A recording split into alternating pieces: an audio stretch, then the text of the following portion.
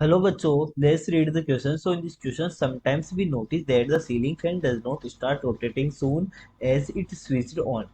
यानी कि जब हम किसी भी हम समटाइम नोटिस करते हैं सीलिंग फैन जो होता है हमारा, ठीक है, जो छत वाला फैन होता है वो हमारा रोटेट करना स्टार्ट नहीं करता जब हम स्विच ऑन करते हैं। ऐसा क्यों होता है? बट अगर हम उसको किसी ब्लेड की हेल्प से, किसी चीज़ की हेल्प से अगर उसकी ब्लेड्स को अगर हम रोटेट कर दें, ठीक है, तो वो रोटेट्स एज यूजल, जैसे स्टार्ट होता है वैसे स्टार्ट हो जाता है। ठीक है, वाई इट इज सो, ऐसा क्यों हुआ? ठीक है, ऐसा इसलिए होता है, we know that to rotate any object there must be torque applied on the object. अगर मेरे को किसी भी ऑब्जेक्ट को रोटेट करना है तो उसको सबसे पहले टॉर्क देना पड़ेगा हमारे को। ठीक है, तो वो टॉर्क जो होता है वो कौन देता है फैन को? अगर हम देखें यहाँ से तो जो सीलिंग फैन है उसको इनिशियल टॉर्क कौन देता है? कैपेसिटर, जिसको हम कंडेंसर भी कहते हैं। अब मान लो कंडेंसर में कोई प्रॉब्लम है तो कैसे स्टार्ट होगा? यानी कि if the condenser is faulty, तो उसको हम कैसे, अब जो टॉर्क है वो हम कैसे दे रहे हैं? हाथ के या किसी चीज से हम उसको रोटेट करते हैं तो वो स्टार्ट हो जाता है। ठीक है, तो कंडेंसर अगर खराब है इसी वजह से वो रोटेट नहीं हो पाता है। लेकिन अगर हम उसको अगर उसको रोटेट कर दे तो वो रोटेट करना एज यूजल वो स्टार्ट हो जाएगा। ठीक है, यानी कि कंडेंसर का वर्क हमने किया। बट अब हमारे को क्वेश्चन में पूछा गया है if the potential difference across a capacitor, यानी कि जो हमारा कैपेसिटर यहाँ पर है उसका जो पोटेंशियल डिफरेंस है change from 15 volt to 30 volt, work done हमारा W है। What will be the work done when potential difference is change from 30 volt to 60 volt? ठीक है, अब देखिए 15 से 30 होने में जो वर्क डन है वो W है, यानी कि 15 वोल्ट से 30 वोल्ट हुआ तो वर्क डन जो है इसका वो W है। ठीक है, अब 30 से पर 30 वोल्ट से अगर 60 वोल्ट होता है तो वर्क डन हमारे को फाइंड करना है। ठीक है, अब इसको हम कैसे करेंगे? सबसे पहले हम इसका की कॉन्सेप्ट देखते हैं।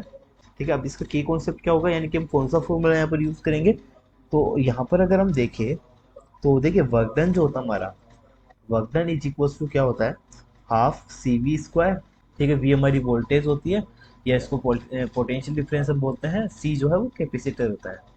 ठीक है, अब हमारे को फाइंड करना है सी, सॉरी वर्क डन हमारे को फाइंड करना है। ठीक है, तो देखते हैं इसको कैसे स्टार्ट करते हैं। वर्क डन देखिए directly proportional to V square भी होता है। ठीक है, एक रिलेशन हमारे पास ये भी आता है। सो अगर मेरे को रेशियो फाइंड करना है V two divide by W2 divide by W1 का, तो यहाँ पे इसके प्रोपोर्शनल है तो V2 square divide by V1 square आ जाएगा।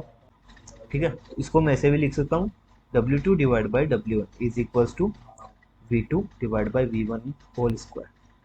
ठीक है, और यहाँ पर ये पोटेंशियल डिफरेंस है हमारा। ठीक है, वी क्या है? V2 जो है पोटेंशियल डिफरेंस, यानी कि जो सेकंड पार्ट है इसमें पोटेंशियल डिफरेंस कितना है?